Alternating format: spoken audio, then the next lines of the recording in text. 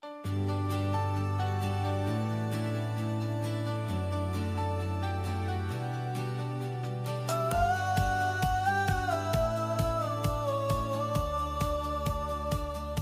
bawat hakbang, kabutihan ang Magandang tanghali sa inyo. So nandito po tayo ngayon sa kabundukan. So hindi ko na pinakita sa inyo yung dinaanan namin dahil mahirap mag video nang wala tayong cameraman. So kasama natin dito si Edison Butiti. So, meron kami rito pinuntahan na mga tribo nila dito.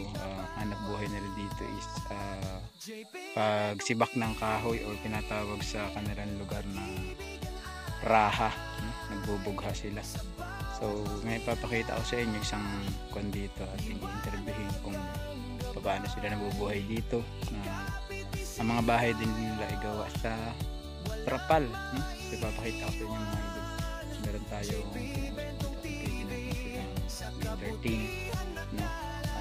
bakit ito yung pinili nilang buhay. So para mga idol, samahan ninyo ako. Yung ating dinaanan kanina, ito po yung kanilang bahay, si kuya. So kuya, magandang tanghali. Makasagot ka ng Tagalog. Pero atong ginagmayra, makasagot ka man guro, ano? Halimbawa ko yung mga utana sa iyo na kung kayo lang dito nakatira.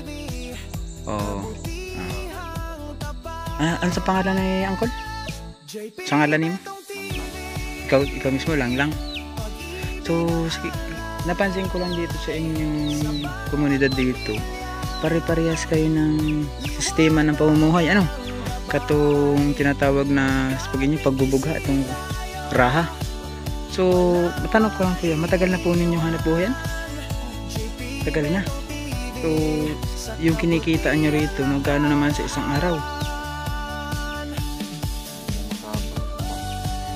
Pero ang pinaka-kuha nyo, katong normal ninyong kita, 300. Sapat naman sa pamilya mo. Pero matanong ko kayo, taga rito ba kayo mismo? Asan? Dayo. Asan kayo gikan? Asa kayo simul nang galing? Tago Tandag.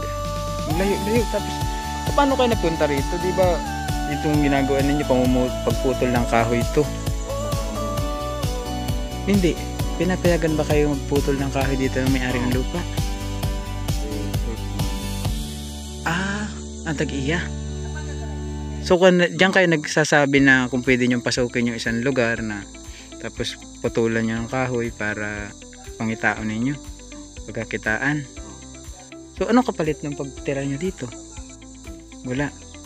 Normal lang sa kwento lang pagkuha nyo ng kahoy. Tapos umuwi kayo doon sa lugar nyo pa, sa Tandag. Bakasyon. Bakasyon ng pasukan. So mga makakauwi kayo mga buwan ng April, ganyan. So tawag dito, ilan ang anak niyo mo? Dalawa. Asan to mga anak mo? Nasa inyo. Dito sa inyong lugar na to, ito tulad dito, community man kayo dito, 5 kabahayan kasi ito mga idol. Pakita ko sa inyo. Ito po yung kanilang community dito. So makita po ninyo ang bahay dito pare-pareho. So merong kan dito, may tinatawag kayo rito, sinusunod kayo dito sa inyong tribo. Yung tinatawag nyo dato, no? So may namumuno sa inyo dito, sa inyong 5 bahay. Asa? Ay, si ate katong nagsasalita. Yan ang pinakangkwan niya dito. Tapos sa IP leader niya dito. So ibig sabihin legal pala silang pumapasok sa mga ganitong hanap buhay. So itong paano nyo, no? Napakalayo po ninyo sa kwan, napakalayo yun sa kalsada. Paano yung sistema ng pagbenta nyo nito, paglabas? May musol sir na sakyan na Nag-pick up katong mga chariot. Chariot o motor. Tapos saan tinadala to? Sa kwan. Baryo. Sa pag-pick up nito, pila ang isang bugkot, isang tali. Kaya makakuha sa kay depende sa kahoy. Ah, depende pa sa kahoy. May pinipili pa kahit sa panggatong lang.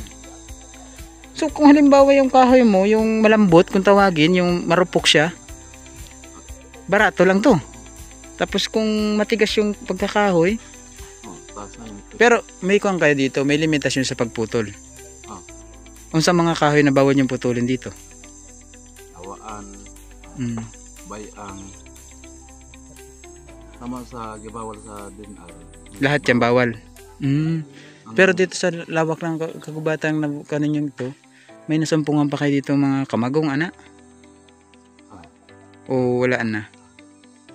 So yung mga endangered tree, yun yung iniiwasan yung putulin. Yung malapit na halos maubos. Kung halimbawa, yung mga narang puti, ano? Meron pa siguro dito yung mga nara sa bukid. Katong mga puti. Meron kasi tinatawag tayo na narang pula. Yan yung magandang klase ng nara. Ang gisubay sa blang namo, andi sa mo pan katabis din sa pan lumat lang din. Ang di lang namo doon ng mga kayo nga na sa kuan, skilid sapa. Ang long distance sa kuan mo. Distance siya lang kuan 100 meters o 50 meters. Oo, kumbaga binaraping din pala kayo pamutol, no? Kumbaga sa amo lang yun yung sa amo lang yung ibawaan. Ah, sa inyo na ibawaan sa yung ibig sabihin ko. Sa kuan. Dito DNR. Oo. So ibig sabihin po ni Kuya, ang kanilang pinuputo lamang ay yung malalayo sa sapa na meron silang tansya nila na mga 100 meter.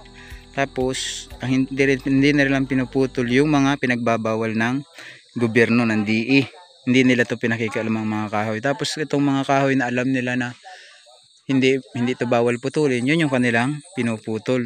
Kaya yung pagpasok nila sa mga ganitong bukid is legal po, ano, dahil sila po ay hinahawakan ng community ng tribes nila, no? So anong tribo ninyo nakasakop sa inyo, Kol? Ang kuan dre may kuan Umanwa. Pero membro kayo ng kuanay Kamayo, ana? Dili. Kuan Kamayo gihapon siya. No? Kaya si Kuya medyo nahihirapan siya mag Bisaya. No, naghihirapan siya mag Bisaya, nahihirapan din siyang mag Tagalog. Pero ginagmay man tayo dahil sa kadaghan na nating nakaka-encounter na katulad nilang tribes or tribo. Gamay-gamay naman nakakaintindi tayo mga idol, ano, o sa mga tao na tumitingin dito, makita po ninyo yun yung mga kahoy na kanilang pinuputol, ginaganito nila yan. Tapos meron daw kumukuha dito na service para dalhin sa ibaba. So hindi rin nila alam kung magkano ang kikitain sa ganito nila karami, dahil pagdating ng pumipick up, tumitingin pa sa klase ng kahoy. So kung magandang klaseng kahoy, maganda ang presyo.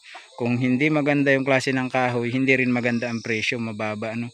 So sa palagay mo, Kuya, itong kahoy na ito, nakatambak na to, nasa pila ang kitain nito, magkano? Sa tansya nimo, sa inumdum nimo, sa imuha, 2,000. mga 2,000 na to. Pero yung sa 2,000 na, hindi ka pa sigurado kung makuha 2,000 kasi merong tinatawag diyan sa namimic up, merong sasabihin, ay hindi man magandang klaseng kahoy, so kuhain ko ng 1/8, ganun. Sagot na kayo sa ganun. Ganun yung kanilang dito, sistema, ano. So si ate pala yung pinakang nila dito, leader ng kanilang community. So dito po sila ay 5 sambahayan. So bawat community nila ay meron silang IP, ano yung IP member, no? Tama ba yung sa akin yun? IP leader. Yun yung nagdadala sa kanila. So yun yung nagdadala ng kahinahonon sa isa sa kanila. Kung may gubot, siya yung namamagitan, no? So kung halimbawa ay meron silang hindi pagkakaintindihan, si ate din yung number 1 na kumakausap sa bawat isa, no?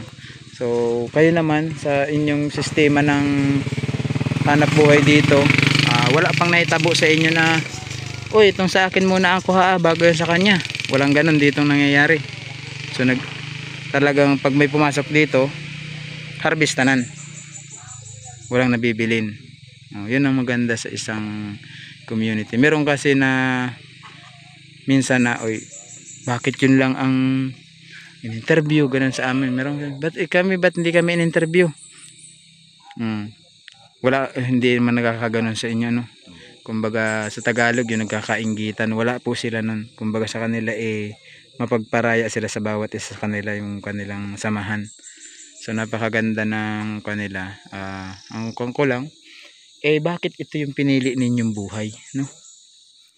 Kasi kung kumpa wasay nangabuhay na sakto nga di kay kumikan sa kalisod. Nangabuhay mo ilain how lisod sa ba mag-illegal kita. Pero wala kayo nahibaw na laing trabaho maliban diri sa imong pagraha? Ang good. Kung lang kay lisod sa bitam kuangat sa pika serya na payata bangan na isip tabang ito sa atong ginikanan. So dito ano ba kayo tawag dito parinti o parinti mo? Dito kumbaga magkakamag-anak, magpamilya sila, magkakamag-anak. So kayong pamilya nito, yung inanggalingan nyo sa Tandag, nilikasan nyo tanan to. May nabilin kayo sa pinuyuan nyo doon. Tawag dito, doon meron kayong normal na bahay, hindi ganito or ganito din lang? Parehas gapo ko ng mga panangabuhian. Parehas lang. Kumbaga ang dinayuhan, ang ginagalingan doon is bukid rin. Tapos ganito din yung hanap buhay. Hindi. Hindi ito yung inapangita nyo sa una. So naglipat kayo dito dahil mas mababa siguro ang kinikita nyo doon sa lugar na yun. Dito mas malaki pero mas pagod siguro. Kay adlaw-adlaw may kita niyo mga to sa kuan. May pasulan di. Mga kwarta. Pasulan ka tong sa dagat namimingwit? Dili. Suhulan. Libor. Oo, katong Bisaya kasi medyo kuan sa kanila sa Bisaya yung nagpaupa. Naglibor. Kumbaga, yun yung kanilang pinapangita. Halimbawa, may nagpapanday ng bahay, may nagpalampas. So yun yung inyong pinangita doon sa una. Tapos dito, naglipat kayo dito sa tawag dito pagraraha or pagsisibak ng kahoy. Tapos meron naman kayong mga client sa labas na dinadalhan. So ang nagkukuha ni dito yung mga client na mismo ninyo dito. Sila na pumipick up dito, kaya ingon ka na medyo mababa din ang kuan. Pero siguro mas mataas to kung sariling hatid. No? Kaya nakita ko yung daan dito, murag papunta ng langit. No? Parang yung motor ko kayo na hindi na aahon. Grabing kataas. So asan pala yung iyong asawa? Matagal na kayo mag-asawa? 7 years na. 7 years na. Tapos meron na kayong 2 anak. Ang isa nag-aaral na sinasabi mo to. Wala dito ano? So makita ninyo yung bahay po nila. Yan. Ito lang po yung bahay nila dahil ay gawa nga sa trapar. Meron naman silang mga solar na maliliit, no? So yun lang yung panel nila. Makita ninyo yung mga panel na grabe kaliit. Malaki lang yata sa palad ni kuya to. So yung aming dalang pinamahagi sa inyo kanina, yan yung aming nakayanan para sa inyong dito komunidad, no? Yan yung aming number na dinadala, bigas, dahil alam naman natin na pare-parehas tayong kumakain ng kanin, no? Or luto sa inyo, no? Tama ba? Luto ba sa inyo, no? Ang kanin sa kanila iluto. So ito po yung mga idol, yung kahoy na sinasabi ko na kanilang pangunahing hanap buhay dito. Ayan. So ito daw ay sa palagay ni kuya maka 2,000 na. So ito kuya, magandang klaseng kahoy na to. Ito na yung high class. Pero katong tulad nitong pula ay parihara. Anong kahoy itong pinutol na to? Uwayan? Uwayan. Ito tinatawag na uwayan sa kanila. So hindi natin alam yung itsura nito. Baka murag lapnisan to. Pag lapnisan to, mahingi na tayo ng sanga. Kaya baka matubo. Kayo kuya, kayo, sa tagal mo na namumutol dito, naka-encounter ka ba ng lapnisan dito? Wala na, no? Wala na. Yan yung pinakalisod na kahoy na pangitain sa una na lapnisan na yan. Nasabi lang na sobrang kamahal-mahal. So sabi ko nga lang, sa tagal-tagal ko nang nag-aikot dito sa bundok dito sa Surigao, parang wala rin ako napapansing lapnisan. Odo mayroong mga kahugis pero hindi siya talaga yung lapnisan mismo na inaingon na puro, no? So nakuha din, isipin nyo, magpuputol sila ng kahoy, never pa sila naka-encounter ng mga ganong klase, ano? Pero nakakita ka na sa unan to, hindi pa rin. Wala pa. May ilang taon ka nang naggaganito ang trabaho pala? Doha ka tuig na. So bago ka lang, tapos itong mga kamag-anak mo, matagal na to. Mas nauna sila siguro, ano? Ilang taon ka na nga, Kar? 31. So kuya 31 years old. Raha na daw. Wala man silang daw na nahibawan or na ibang trabaho. Sa una ang trabaho nila pang-construction. Naman hindi sapat yung kinikita nila. So dito pag halimbawa to sinibak nyo ngayon, mamayang hapon pira makaahon sila. Kung hindi, paano ang pangkain? Magkuha sila, supply sa bukwan. Nagsusupply din sila. Ako mbaga supply. Ang pagkuha nila kasa nila. Kumbaga ang nila, ang style nila dito, once na umahon sila, bayaran nila. Pero kung hindi sila makaahon, nagsusupply naman sila ng pagkain para sa inyo. Hindi kibasa kung sino niya or pupunta kayo doon. Kung halimbawa kayo wala kayong pagkain, pupunta kayo ron para magbali.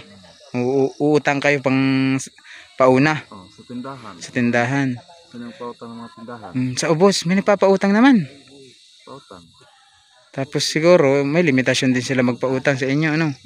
Kay tulad dito, dayo man kayo dito, ano?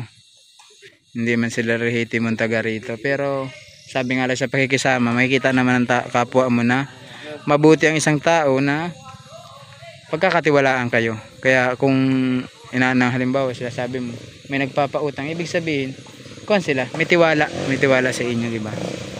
So yun mga idol, ito yung ating in-interview si Kuya. Maraming salamat Kuya sa sa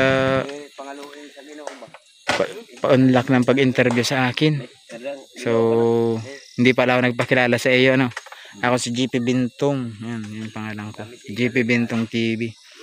Mas pugi lang yung nasa damit kaysa rin sa personal.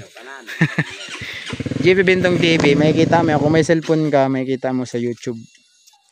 O kung may TV ka, nakaka-search ng YouTube, makita mo din. Pero kung wala ka, makitan-aura muna.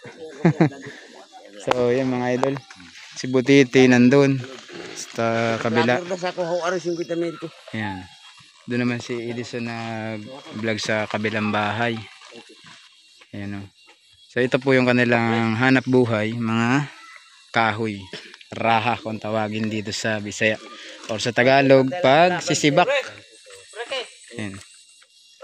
Si Edison nandun sa kabila mga idol. Doon siya nag-vlog.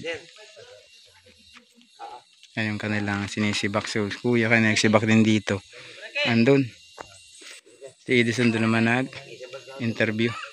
So maraming salamat mga idol ulit sa ating panonood sa ating YouTube channel GP Bintong TV. So yan po ay community po ng tribes dito. Yan yung kanilang hanap buhay. Walang iba.